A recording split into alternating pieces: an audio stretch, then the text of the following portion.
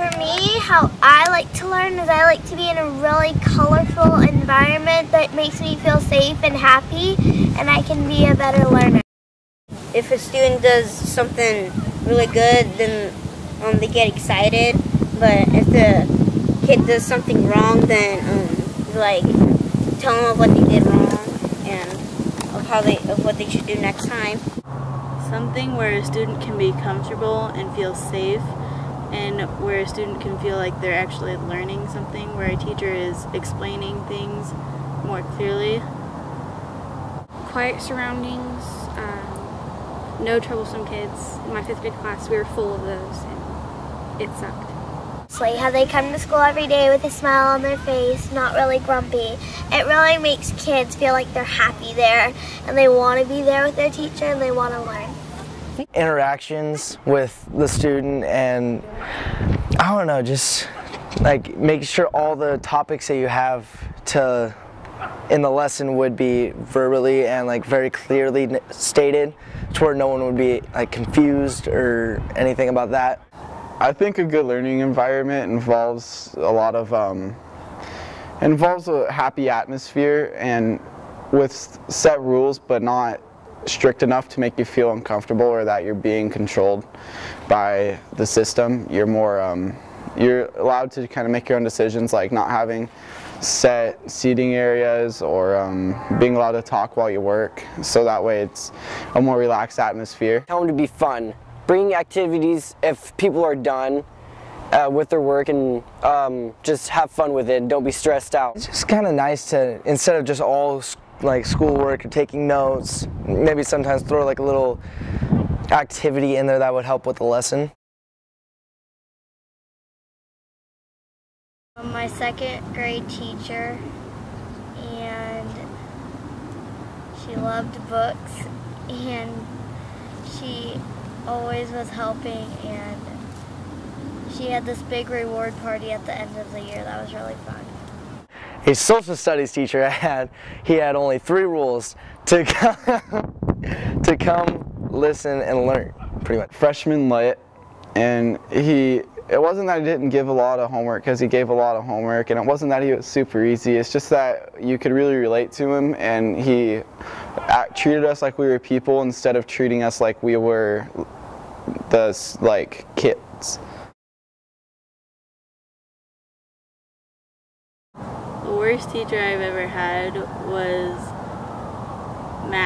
a math teacher. He didn't give enough examples for like tests we were going to take, and he didn't explain things well enough for the students to understand it. She's just kind of grumpy and not fun. Worst teacher would have to be a lit teacher that I had, and she did a lot of just like hardcore studies, and she just talked and just made sure that, like, thought that we got all the stuff she said, but we would only get like half of it, and I didn't learn very much in that. It was real rude. Didn't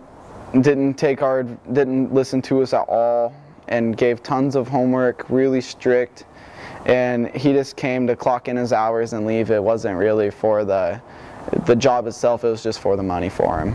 Was one of my lit teachers, and he just got off track. He didn't explain everything fully. He gave to work that never got around to me. Showed a lot of examples of what was going to be on tests, and he understood what we the students needed and what we needed to work on. In freshman year, he was in my science class, and I remember him because he was funny, he was really interactive with the students, and he actually knew what he was talking about instead of being some of the student teachers that come in and learn with the students. This year during internet design, when we got done with our work, and the student teacher just played cards with us the rest of the time to keep us from bugging the normal teacher from helping the other students who were less intuitive than we were. Don't be scary, number 1. don't act scary and fierce, because that's gonna get your students off on the wrong side, and be really nice. And the first few days, usually you should start settling the rules of what they should be, what they will expect, what they are expected of, how they are going to be learning every day, and what's going to happen this year. For some kids, they need help with certain things, and help those kids individually, maybe like after school or before school, or sometimes during the day, like at lunch. First thing that they should get in, they should say, "Hi, I'm so-and-so, and I really want to get to know you guys. I really want to be able to be the best student teacher you guys could have." And that takes a really good influence on kids. They say, "She's here," or "He's here." They want us to learn, they want us to be happy, they want us to be safe. Give help, like not just inside of class, but outside of help, like kind of like tutoring. Like if a student is falling behind, they can see if the student wants to stay in class a little longer so they can understand the subject better. To have fun with the kids and just keep learning and think you're doing this for fun, not for something, for a real job.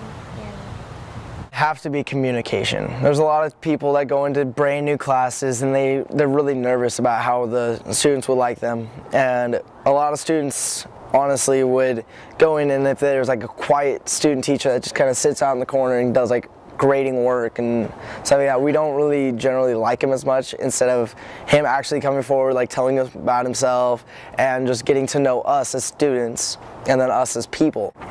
A lot of student teachers get kind of bullied around by the students because they're uncomfortable with taking charge, it seems.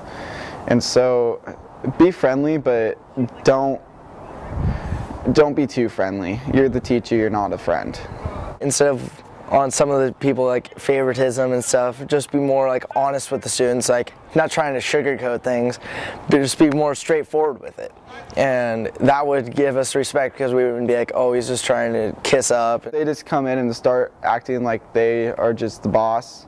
That's not good. People aren't going to like them very much. If they're more friendly and happy towards the students, but still make them know that they have to respect the student teacher instead of walk all over them, then you can still have your authority, but be on a more relaxed basis with the students. Not be mean. Probably organization, because I've seen a lot of student teachers who come in the classroom unprepared and late. So they probably need to get there on time and have everything organized and ready to go, so that when the students come in, they can just start